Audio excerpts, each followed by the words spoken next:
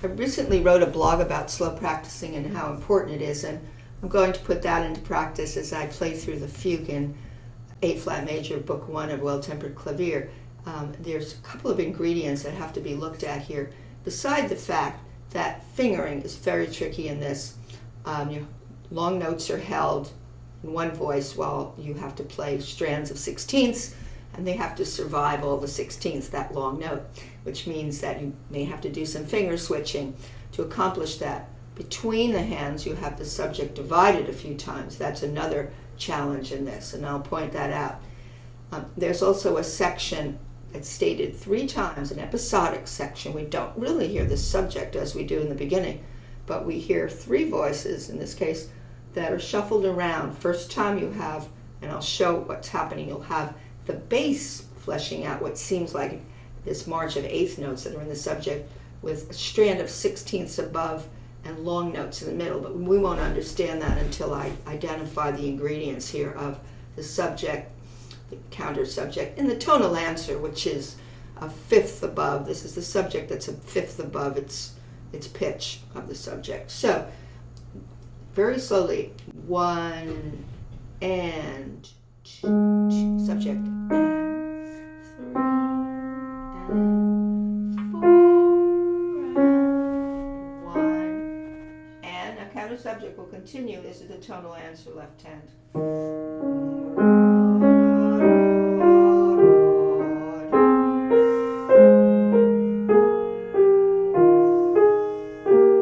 Okay, so those must be embedded in our minds in the musical sense of feeling and knowing that.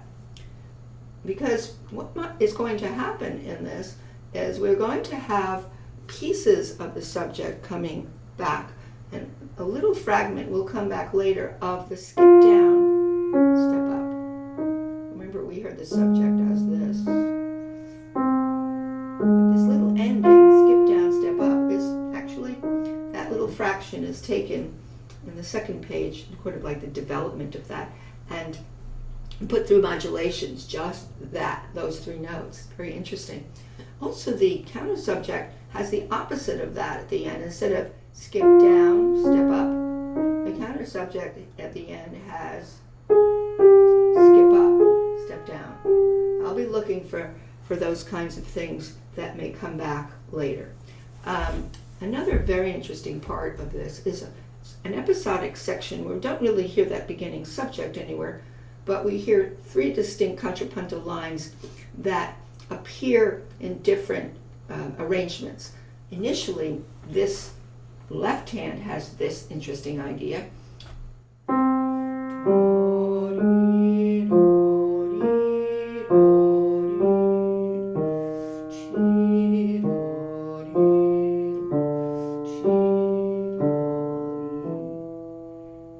It's so beautiful. I mean, it reminds us of when we heard this at the beginning with the stream of eighths. There is really no exact inversion of that. We would love to have something like that happen. But the descending fourth of this section is the upside down of the idea of the perfect fifth going up. The listener will pick up that thread that he heard at the beginning. More interestingly is while we're playing that interesting line, we have above it half notes going down in steps, like a little scale. So you can hear what's happening there. That's important. So basically, I call it like an augmentation because he's stretching out these notes. There's no longer eighth notes, there's no longer 16th notes in that voice, but he's coming down and two and you want to be aware of this line and not let it be masked necessarily by everything else. It has to be conscious. Upstairs, it's very obvious that the chattery 16th notes that come from the beginning with the counter subject are so pervasive all through this piece, you can't miss them. He doesn't let you forget that because that's just threading through the whole thing. No matter what, there's relentless 16th notes. It's very interesting to me that keeps the motion of this fugue going from start to finish. So if we add these 3 components in this section, which I call episodic, because I don't really have this subject identified in the beginning, but I have this evocation of it by these eighth notes, he adds that counter subject above. And the first statement of this episodic section is very beautiful, where he does this. Upstairs is the counter subject, weaving always. And I like to sing that left hand.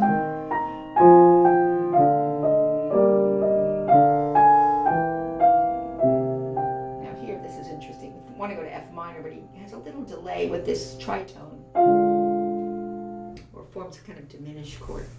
Okay, so that's that episodic section. Now is going to very quickly come back in the next line with whatever you heard there. Those ideas are shuffled around in the voices. He's got the long notes coming on top,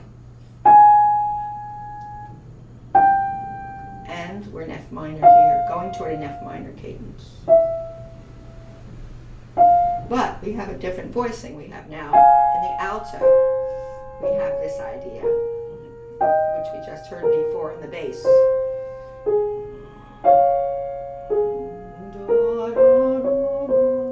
And he gets to F minor quite more directly.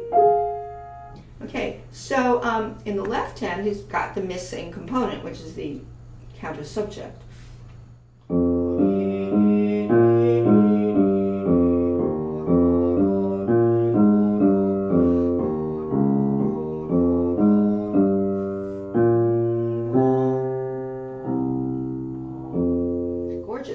This is going to even have a third section where he flips those voices in that episodic area again in a different way. This is important. So now we have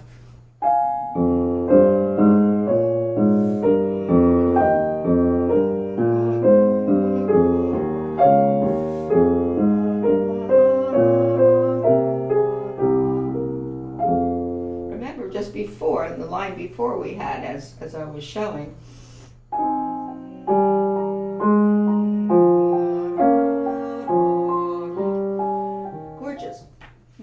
as if that wasn't enough, this takes up a big chunk of the fugue. In fact, in the next page, what's maybe a phrase away, he now puts that interesting eighth note stream on top. So beautiful. Now we're in D flat major, although you should know your keys.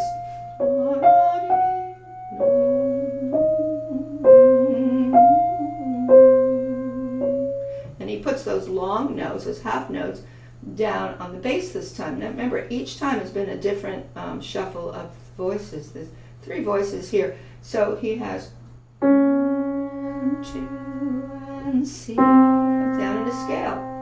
But now he's going toward B flat minor at the end, which is the relative minor of D flat, so it makes sense that he modulated over to B flat minor.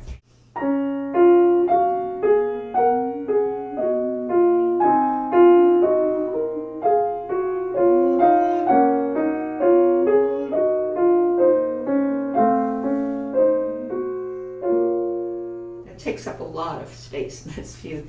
One must be aware of that. I'm going to look at some of the quirky places. So in the counter subject, we had a skip up and a step down at the end.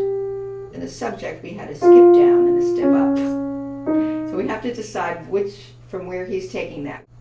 So the skip down, step up, let's see where that comes from, which would be the subject. At the end of the subject. Remember, we had this little piece of it. Skip down, step up. Actually found it here, right here. Skip down, step up. Skip down, step up. That's a very formidable place. So let's see what leads into that. Here it is. Skip down, step up. With those suspensions. Not anymore suspended. So that's very important. And naturally, as that is happening, he has the relentless.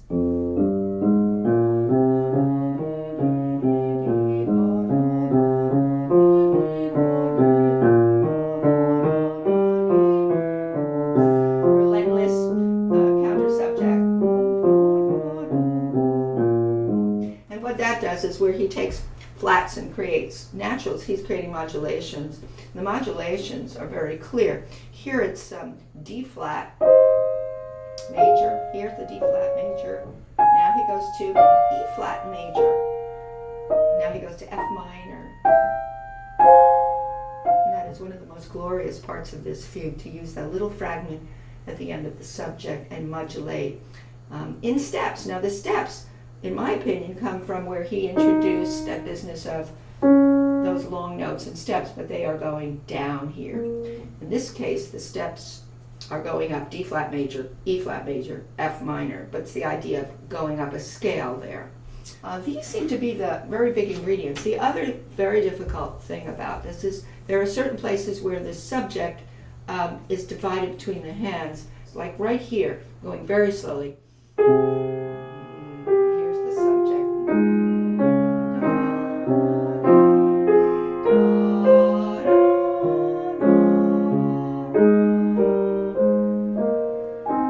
You can see what's happening. So we have left hand, right hand, left hand, left hand, right hand, left hand, left hand. There it is.